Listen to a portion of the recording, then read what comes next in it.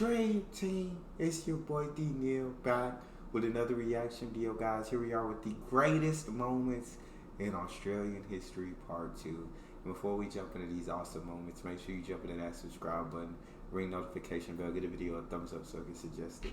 What we got?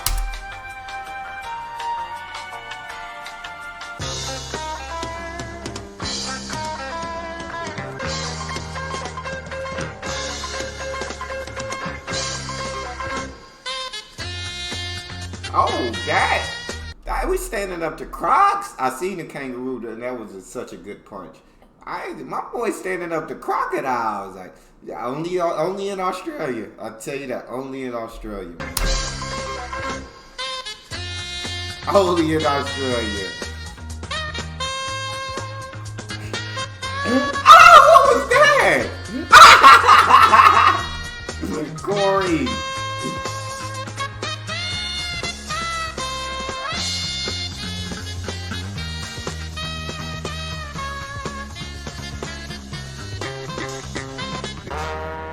Here we go. Shout out your cunt, man. Go subscribe to that person. Now you may be wondering why I'm doing a part 2 to the video I just made, and there's 2 simple answers to that question. The first one being that while I was editing that last video, I realized that I'd left out many important moments. And the second reason being that in classical YouTube fashion, if I break it up into 2 parts, I can milk it for more views. I just love the honesty, Yorick. I just love the honesty, my guy. I appreciate that honesty. And I definitely feel you. Fashion, if I break it up into 2 parts, I can milk it for more views. Anyway, that's enough waffle. So without further ado, we'll get into our first great moment in Australian history. And that is pan-fried crocodile. Now unfortunately, I wasn't there when this happened, so I don't know the full story. But what I have heard is that this crocodile right here was trying to get into this Darwin pub. Rumour has it that while he was out the front, he was causing quite the commotion. And the straw that broke the camel's back was when he shouted out to the bartender, "Bring me one ice cold King Brown and make it snappy." In response to this horrible dad joke, the bartender came out with a frying pan and told him to get lost because he won't like how this is gonna pan out. You see, this saltwater crocodile wasn't happy that he just got beaten in a dad joke off. So the crocodile decided he just got beaten in a dad joke off. He was very unhappy. You're not gonna like how this is gonna pan out. The crocodile wasn't happy that he just got beaten in a dad joke off. So the crocodile decided to square up, and so did the bartender. And after a few hits with a freshly greased frying pan, the crocodile decided it wasn't worth his time, chucked a U-banger, and off he went to find another pub with better customer service. Now while we're on the topic of wildlife, we'll get into our next great... Now can I just say that bartender is a legend, bro.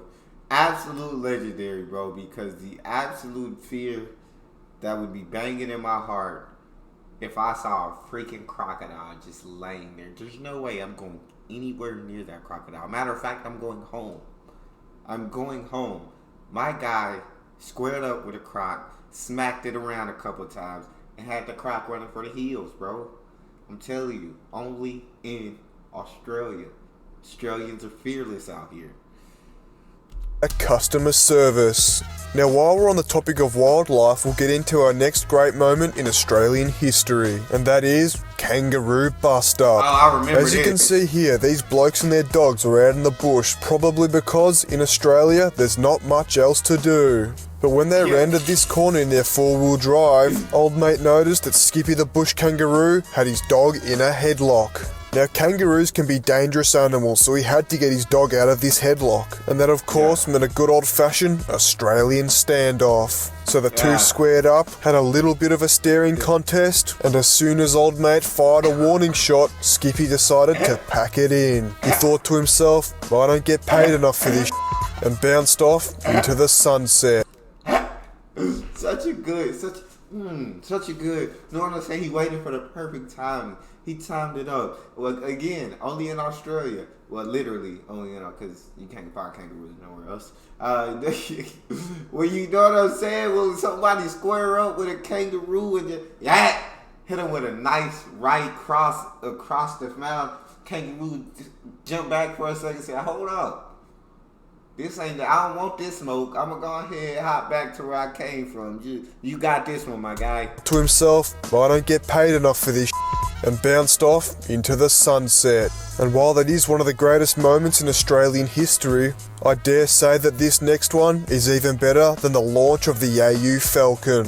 And that, of course, is the launch of the AU Falcon Series 2. It was a beautiful day in April of 2000. The sun was shining, the birds were chirping, and things had only just started to go back to normal after the launch of the Series 1 AU Falcon when AU Falcon Series 2. A good comparison to this would be thinking of the AU Falcon Series 1 as the Lamborghini Aventador. Then when the Series 2 AU Falcon came around, it was like the Lamborghini Aventador SV. The AU Falcon Series 2 was an absolute game changer, with some important improvements like higher quality interior plastics, updated braking system to help stop all that power, cloth interior became standard, chopped spring, upgraded braking system to help stop all that power from factory, but unfortunately they did remove the option of the waterfall front grille. As much as I'd love to talk about the Series 2 AU Falcon for the rest of this video, I'm afraid I can't do so, because that means that I'd be violating this specific YouTube guideline, and that's just not on. Next up in this installment of the greatest moments in Australian history, we have the greatest yarn of all time. It's a story that we've all heard many times before, and that is the Nissan Patrol on the Mooney Mooney Bridge. Unfortunately, the person who recorded this yarn did so on a potato and vertically.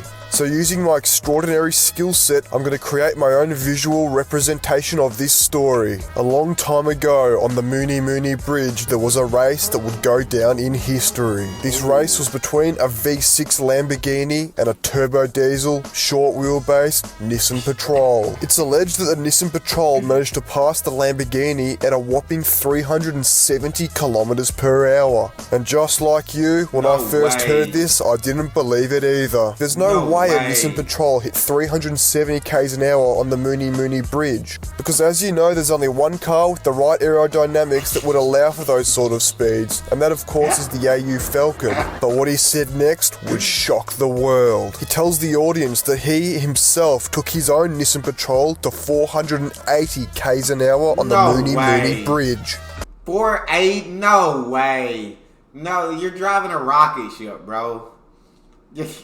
At that point, you're driving a rocket ship. You're driving a private jet plane on wheels, bro. Like, I know they got wheels before they take off, but y'all know what I mean.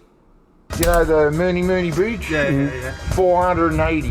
480, mate. The old patrols. The old patrols like this. I'm up on my feet. On the red line in third gear, his Nissan Patrol was up on its back legs, passing cars doing 150 k's an hour like they were standing still. I haven't found one piece of evidence to convince me that this arguments for, trust me, bro, don't laugh. No proof it didn't happen.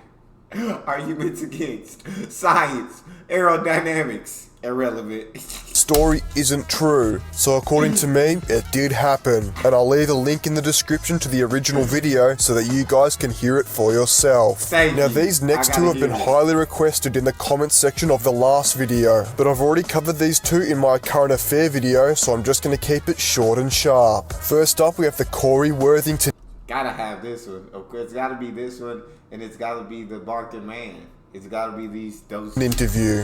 In 2008, a 16-year-old Corey Worthington unknowingly made history after he had a massive party that rode off the entire suburb of Narre Warren, a party that was so big that it would eventually inspire the movie Project X. A current affair wanted some of the publicity for themselves, and they did this by giving Corey Worthington his own exclusive interview. As I said before, I've already covered this in another video, so I'm not going to elaborate any further, but I'll leave a link to the original interview in the description, because if somehow after all these years you still haven't seen it, you're missing out. The second significant historical moment that I've already covered in another video is the Rabbit Ray story. This man right here, just like Corey Worthington, was on a current affair doing an interview. The topic in question was dangerous dogs. And when Ray was questioned about his experience with these dangerous dogs, he decided to do an impression of them that would go down in history.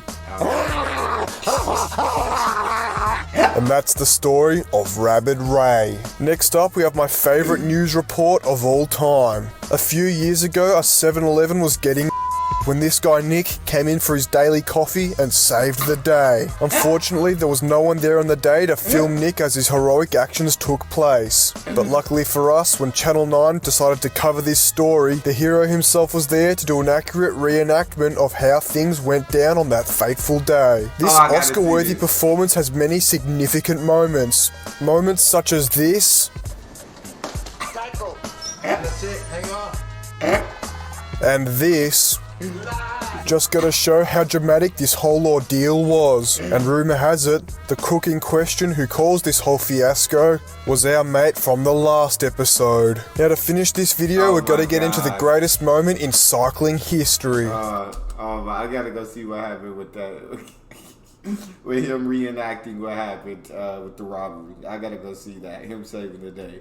Now to finish this video, we've got to get into the greatest moment in cycling history. And that is the Mad Dog Freeway underpass incident. Mad Dog, you mad! What makes this moment so great is the fact that he's riding his push bike down the emergency lane on a freeway, and this exchange between him and the cameraman will go down in history as one of the greatest verbal interactions of all time. Top 10 famous is for real quote. Number 1, F off, dog. Mad dog.